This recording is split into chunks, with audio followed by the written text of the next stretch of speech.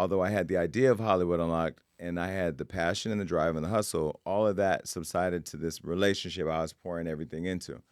So after about 2 years of having this weird duality of passion to start a business that I believed in, truly believed in, and wanted to do my whole life, but this relationship that felt good for the first time that I'd had in a long time, that I really had been waiting for a long time, I got to a point where writing my book, I met Floyd Mayweather, and he really just told me like, yo, well, he laid out a $40 million check, and he said, you can get this, you can earn this yourself because you have all the potential, but it takes hard work and dedication. You have to be consumed with this. You have to be obsessed with what you want to do, and you truly have to put everything into it. And then I went home and I started thinking, like, am I in love with somebody who's giving me reciprocity? Does this person love me the same amount I love him?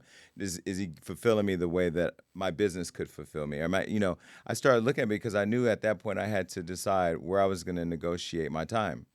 I don't believe that people who are struggling together should be together. I think if you're struggling, you should get out of that struggle and you should focus on your success and the success that you want to have, because a relationship requires 100% of your time and the business requires 100% of your time. But if you're trying to give 100% to two things that are new, that's really giving 50%. Anything you don't give 100% to is going to fail. So I prayed. I asked God to give me a sign. He gave it to me. I ended my relationship, and literally right then I downsized my whole life, moved into a studio apartment, downsized my car, gave them the house, the apartment, the furniture, the house, the car, all that. And then I just invested all my time in my business. So I called Floyd and I said, I know you have the fight coming up with Pacquiao.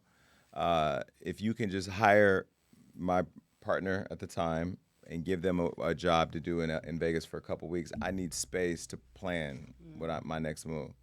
He said, okay, cool. I didn't tell him what my next move was, so we didn't plot this together. He just said, okay, cool, no problem. So we flew him to Vegas.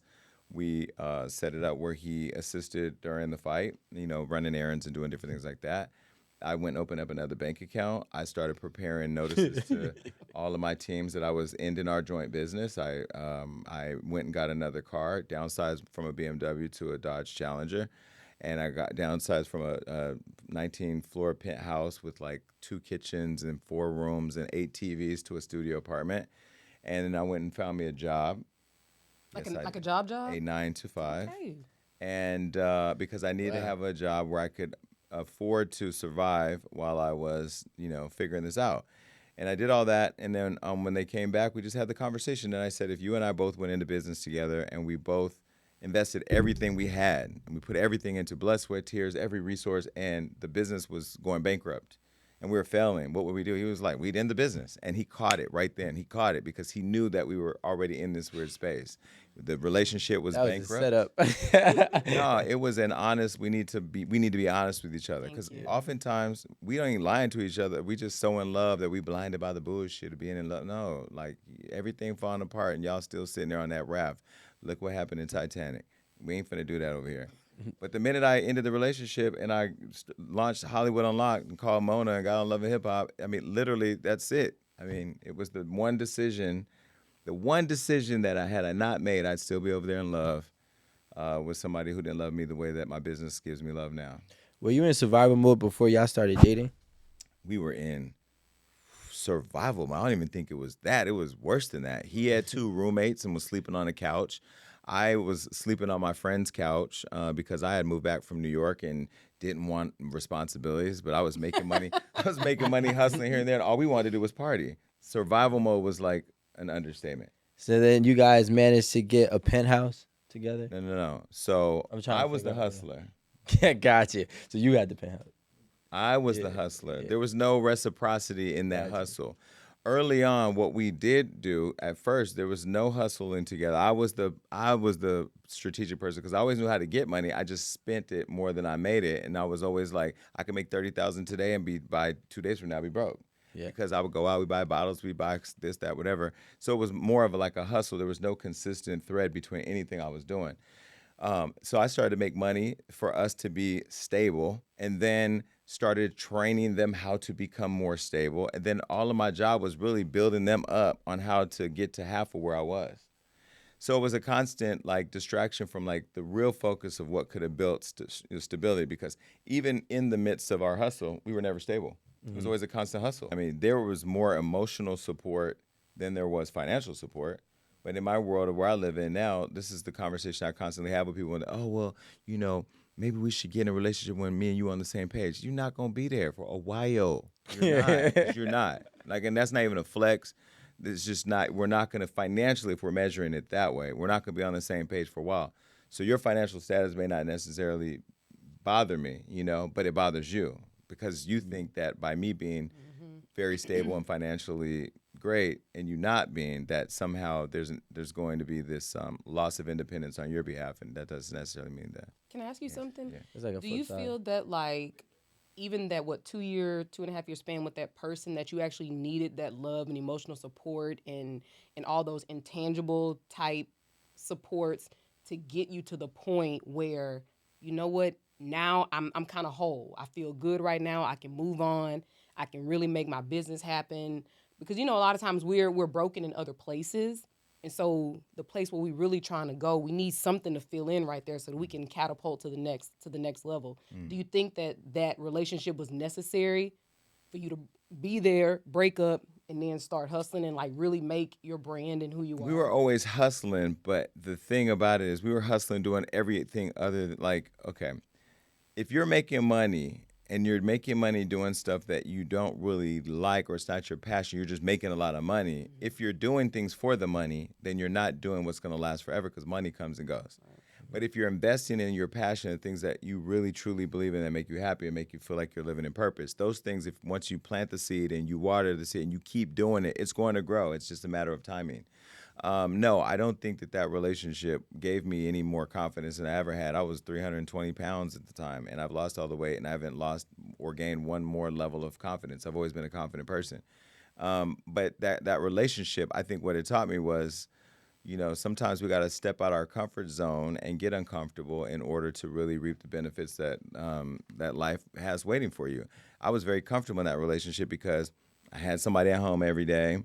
I had somebody that I can lean on or trust or talk to when I had a hard time, and I had somebody who gave me good encouragement and a good word. I now replace that with a therapist. And, you know, again, I'm not saying that that person had no value because there was a lot of value. I still love that person and just saw them not too long ago. And they're in a happy relationship now, and I'm happy for them. And even with the success now, I have no interest whatsoever to go back there. And we've had that conversation. But I think that every chapter in your life is important. And in my life at that time, I needed that partnership. But what I got from it the most was, you know, finding that courage to leave and put my ideals and my dreams in front of my personal, you know, feelings of love or lust or whatever that was, and just like love myself, love what I want to do, and invest a whole bunch of time in that. And now I'm reaping all the benefits from that. Do you feel like you had like issues with loving yourself before that Of course, relationship? of course. I was a foster kid, former foster kid. I watched my brother die. I've had lots of loss. So, you know, I didn't say at the time, oh, I have abandonment issues. But yeah, of course I had abandonment issues. I still have abandonment issues, you know. And that's just stuff that happens to work itself out over time. But I think, yeah, I was in that relationship because at the time, I was sleeping on my friend's couch. He was sleeping on the couch with his roommates, or whatever. And, you know, I was looking for something and he was looking for something. When I look at how we moved and how we hustled and made a lot of money and built stability, it really was, even though we never really talked about it, it really was a business relationship too. Because we were sitting down at first when he got in it, you know, wasn't really like he slept in late. I remember one time he slept until like 1 o'clock. I didn't understand that. I'm like, Yeah, Maybe he went to bed at like 4. no, doesn't matter. he just never had independent purpose to wake up by before 8. Gotcha. You know, and so we found that and got that together. But you know, but once we started like hustling, making money, and then like, you know, we went from like sleeping in our friends' our roommates in the couch to like a 1 bedroom or two bedroom apartment, I think, because we had a little office, and then from a 2 bedroom apartment to a penthouse. Even though we were hustling and training and supporting, I was doing most of the heavy lifting, and most of the relationships were mine, and the skill was mine, and the business I developed was mine. He helped in it, and so then it became ours. But then ultimately, when it got there, I was still carrying the weight of everything, and it still wasn't doing what I wanted to do. So the money felt good, but then ultimately, like the lack of real, I think, I, I don't think he was in love with me the way that I was, and I think it started to become about the money and stability, and that to me was like I can get that by myself. I can get this stability by myself. I mean, when I think about it, usually I don't think it. I mean, I've been in survival mode, but I've never dated another person in survival mode. Even though I do understand that we would have a better bond, a better understanding because we're both in the same position, so we're both have and the same aspirations, hopefully, to push forward in our lives, where that is a common ground for us. Now, for me personally, what I see in my personal experience, when I was in survival mode, I always sought out those that weren't. That was my balance. You know what I'm saying? And I think that kind of helped me. Like I said it here before, like I was with the girl who was not in survival mode, never in survival mode, didn't even know what survival mode looks like. But she was the one to be able to open my eyes to be more willing to give love and receive love because that's all she knew.